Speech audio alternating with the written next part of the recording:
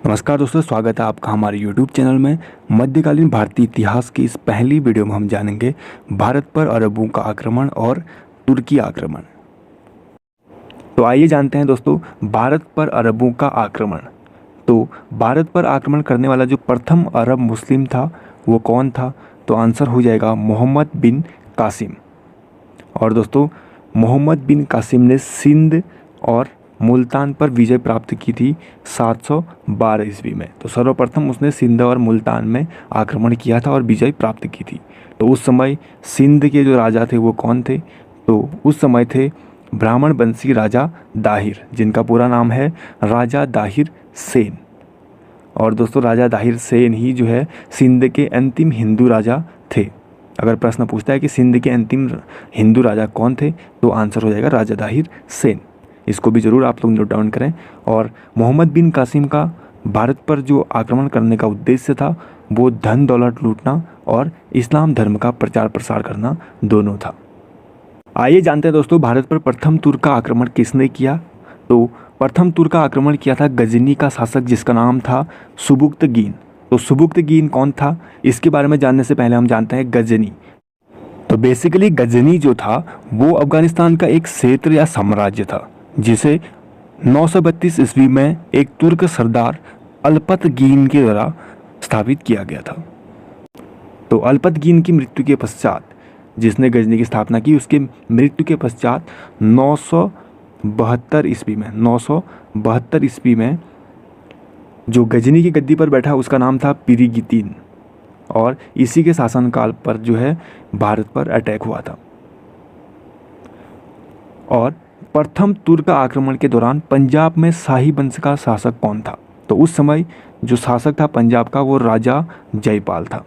तो यह भी काफ़ी महत्वपूर्ण प्रश्न है।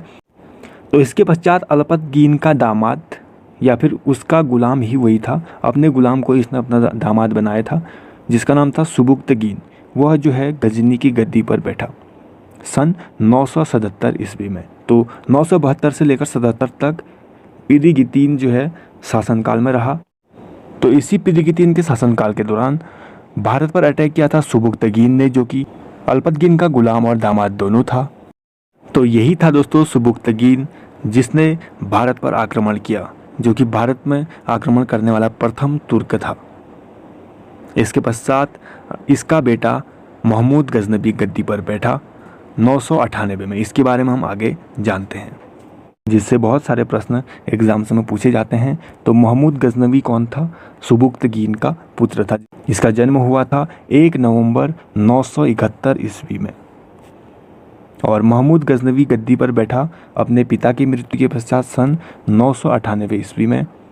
और उसके पश्चात जो है उसने जो है भारत पर आक्रमण करना शुरू किया। और दोस्तों, महमूद गजनवी ने जो है भारत पर 17 बार आक्रमण किया। यह भी एक प्रश्न बनता है, कितने बार जो है इसने भारत पर आक्रमण किया? तो आंसर हो जाएगा 17 आक्रमण इसने किए थे।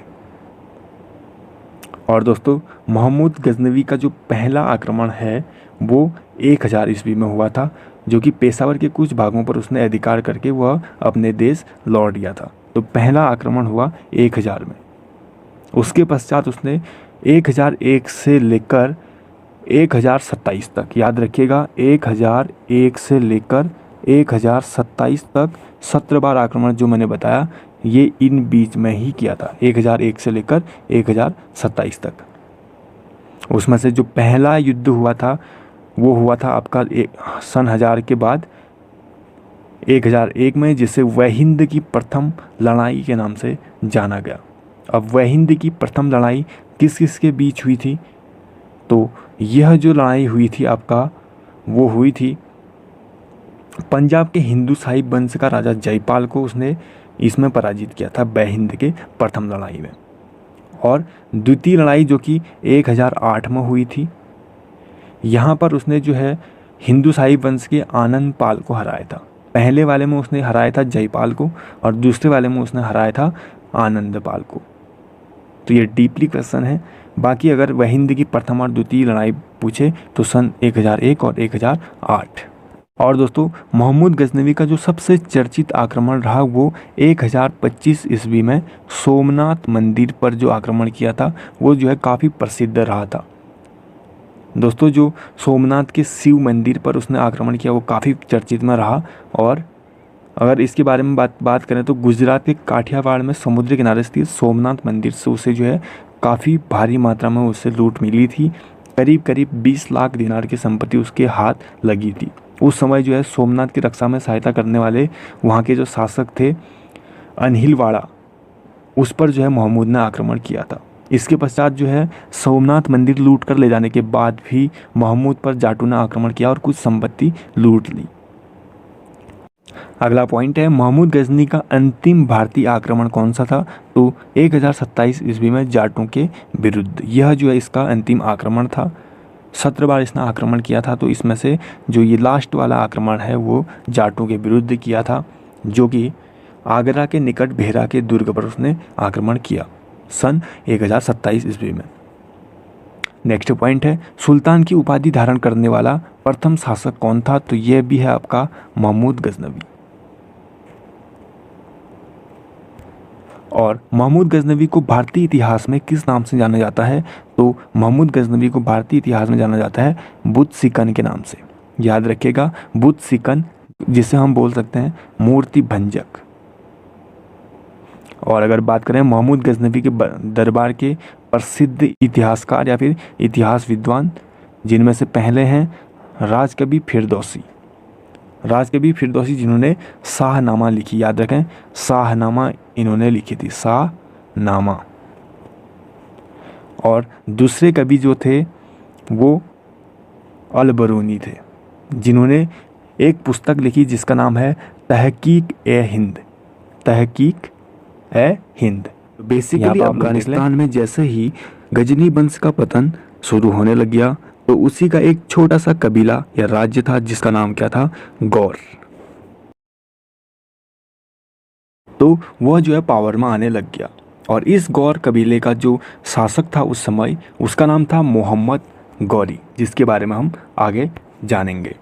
तो मोहम्मद गौरी का जो नाम था वो शहाबुद्दीन मोहम्मद गौरी था, जो कि गौर साम्राज्य का 1173 ईस्वी में राजा बना। उसके बाद जो है मोहम्मद गौरी ने भी भारत पर आक्रमण शुरू कर दिया जैसे ही वह अफगानिस्तान में पावर में आ गया। तो 1175 में उसने मुल्तान के विरुद्ध भारत में अटैक किया।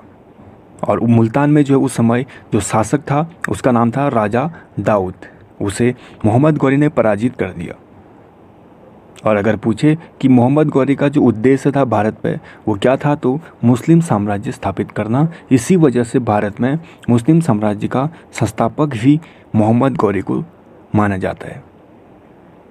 और इसके बाद मोहम्मद गौरी ने जो है सेकंड युद्ध किया था 1178 में भारत में, गुजरात के पाटन क्षेत्र में, जहाँ पे भीम टू से उसे भारी पराजय प्राप्त हुई। और भीम टू ने उसको क्या कर दिया, जिसका नाम क्या था भीम टू का मूलराज। तो उसने गौरी को क्या कर दिया, बंदी बना दिया और कुछ समय के पश्चात छोड़ भी दिया था। और इसी समय के दौरान क्या हुआ, दिल्ली पर चौहान वंश का जो है शासन चल रहा था, जिसमें पृथ्वीराज चौहान वहाँ का शासक था। और मोहम्मद गौरी और पृथ्वीराज चौहान के मध्य दो महत्वपूर्ण लड़ाइयाँ हुए, जो कि इतिहास के पन्नों में काफ़ी महत्वपूर्ण लड़ाइयाँ मानी जाती हैं। आइए जानते हैं इसके बारे में। तो जिनमें से पहला युद्ध है तराइन का प्रथम युद्ध, जो कि 1191 में गौरी और पृथ्वीराज चौहान के मध्य लड़ा गया, जहाँ पे मोहम्मद गौरी और पृथ्वीराज चौहान के बीच जैसे ही यह युद्ध हुआ तो गौरी को भारी पराजय प्राप्त हुई, जहाँ पर पृथ्वीराज चौहान विजयी हो गया।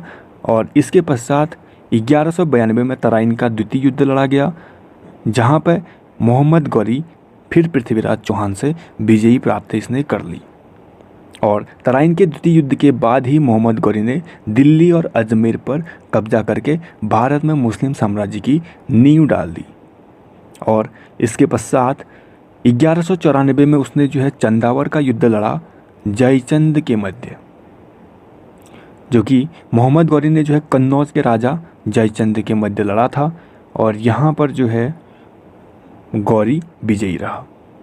और मोहम्मद गौरी के सेनापति जिसका नाम था बख्तियार खिलजी, उसने भी जो है पूर्वी भारत को विजयी कर लिया। और पूर्वी भारत में नालंदा और विक्रमशिला विश्वविद्यालयों को उसने नष्ट कर दिया था मोहम्मद गौरी के सेनापति ने। तो यह भी एक इम्पोर्टेंट पॉइंट हो सकता है।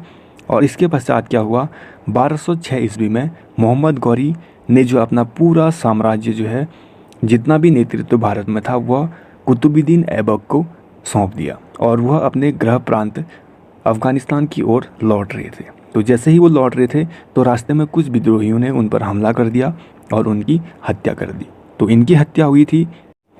फाइनली मोहम्मद गौरी की हत्या हो जाती है 15 मार्च 1206 को और यहाँ से दिल्ली सल्तनत शुरू हो जाता है। और दिल्ली सल्तनत का जो शासनकाल रहा मुस्लिम सुल्तानों का, वो 1206 से लेकर 1526 तक 320 वर्षों तक रहा।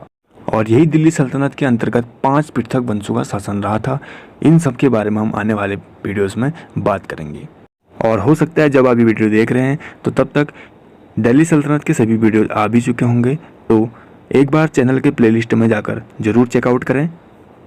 थैंक यू सो मच दोस्तों वीडियो को लास्ट तक देखने के लिए। अगर आपको ये वीडियो हेल्पफुल लगी तो लाइक और कमेंट करके हमें ज़रूर बताएं और अपने ज़्यादा से ज़्यादा दोस्तों तक इस वीडियो को ज़रूर पहुंचा दें।